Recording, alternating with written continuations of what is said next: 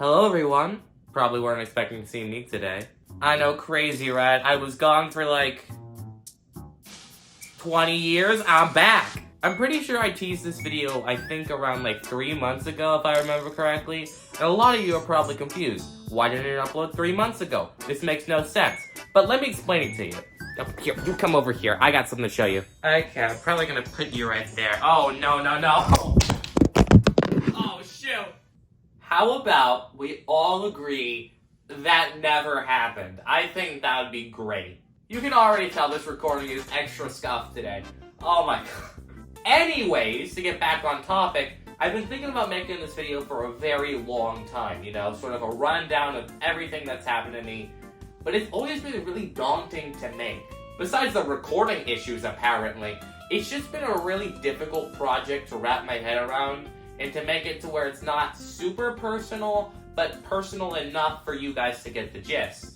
And I think now I've reached that point where I've got it down to a T, where you can at least understand what's happening without me delving into my home address, which I think is a good thing. Now, when it comes to personal struggles, I don't really like talking about it with anyone at all, and I think that's most people, but I think it's probably a good idea to talk about it.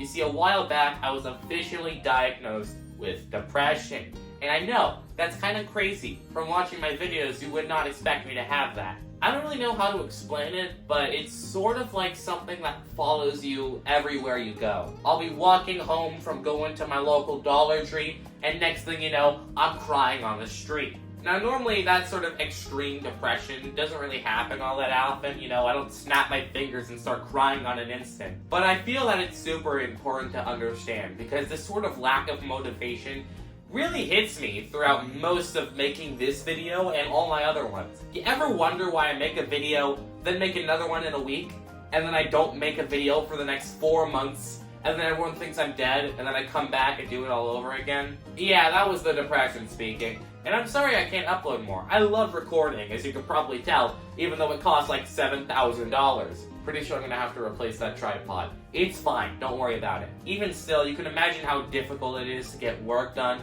in order to make sure I don't doom scroll on Instagram Reels for 50 hours laying in my bed the whole time. Quarantine was really difficult for me, especially the later half. I'm pretty sure that's when it started, but it was really difficult to get work done, and you can definitely see a massive drop-off in videos in the later half of quarantine, rather than the start. But that wasn't the only contributing factor to me not uploading videos. I feel like that is for most people, but my life just sucks, so I have like 3 different reasons. Well, considering I don't have a tripod anymore because of what you just saw, I'm just gonna transition to something else to record, because I am propping my phone up on 60 complete pillows, and you can probably imagine how precarious this looks from my angle. Thankfully, this transfers quite nicely into the next topic I wanted to talk about, so I don't really know how else to transition, so let's just do that snap thing. Let's go! Hollow Knight gameplay, that's what I'm talking about! That's what I'm waiting for, hell yeah! Anyways, you might be a little confused as to why you're seeing the final boss of Hollow Knight, and if you've watched some of my content from before, you know this is a little bit odd. Well, to break the news, all of my Switch content has somehow managed to be deleted. That's right, all of the save files, all of the data, the years I spent playing the games have all been completely erased. So that's cool. If you go to my profile, it still shows how many hours I've played each game, but all the save data and files have been completely corrupted, which means that I have to beat all these games again. This is a major reason as to why I haven't finished the No Floor Celeste video. It's because I have to replay the entire challenge all over again. And if you know, that's a pretty daunting task, considering it took me 6 months to beat it for the very first time. At the time of recording this, I've just finished Mirror Temple B-side, so we'll see how long it takes me to get to Summit. In the meantime, I'm going to be recording and editing videos I want to do, because even though the Celeste No Floor challenge has been a major part of the channel, it's been a real chore for me because, you know, having to rebeat the game you already beat, like 6 different times, is very annoying. By the way, not only did my Celeste data get reset, every single one of my games did, so even though I've already beaten Hollow Knight before, this is technically the first time I've beaten the Radiance, even though that's definitely not the case. Even though it does suck and I am having to replay a lot of my old games again, I am excited though, because that means I have a lot of brand new video opportunities and a lot more stuff to do than just having to deal with recording the same 3 games over and over again. I had a real fun time playing Hollow Knight again. I honestly cannot wait to play Silksong, bro. I swear it's releasing next week. Trust me, guys. I'm not coping, you are. The cope is real, okay? The cope, this is not gonna happen, but it's fun to think about. Before we end the video, there is one last topic I wanted to talk about, and I feel that it's very important into understanding why I haven't been uploading at all for these extremely long periods of time. So to get into it, let's finally talk about it.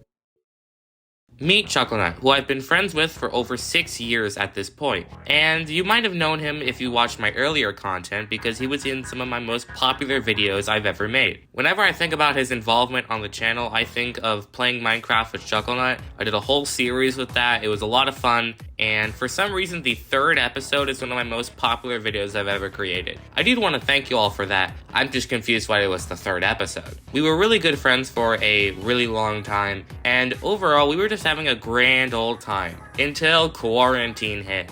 Most people were hit by the quarantine pretty hard. However, for some reason, Chucklenut was hit especially hard because it seemed as if I was talking to a whole different person. He was making completely different jokes, he wanted to do different videos. It was as if the channel was his and not mine, and that my entire life was under the hands of him, not me. On top of that, there was just normal manipulation and bullying throughout the years, which I can get into a whole nother video, but I'm not really going to go too in depth in this video. I think the peak of his manipulation came when we were playing Bowser's Fury. It had just come out, I was making a whole video on it, we were going to do a series, it was going to be great. We were recording an episode, and he got up, he did a bit, it was very funny. And right before sitting down, he stamped on my foot. Now, normally this wouldn't be that bad. I mean, sure, he stood on your foot, right? What's the big deal? Well, the thing is, I had just recently broken my foot. That's even shown in some of my videos. And I very clearly had a bright green cast. I don't think you're gonna accidentally step on someone's bright green cast. In the end, he ended up breaking 3 of my toes and also stabbing my hand with a pencil at one point because I just wasn't paying attention to him. We tried to get any sort of action taken against him, but sadly none was officially taken against him. I do have some receipts of texting him years later. He still is kind of acting very off, and I'm showing the receipts on the screen now, but to say the least, yeah, the guy's kind of terrifying. It got so bad we had to eventually move, and I made a whole video about that. I didn't really go in depth, but I did make that video. You can watch it up right now if you want after this one. Sadly, his actions still linger today.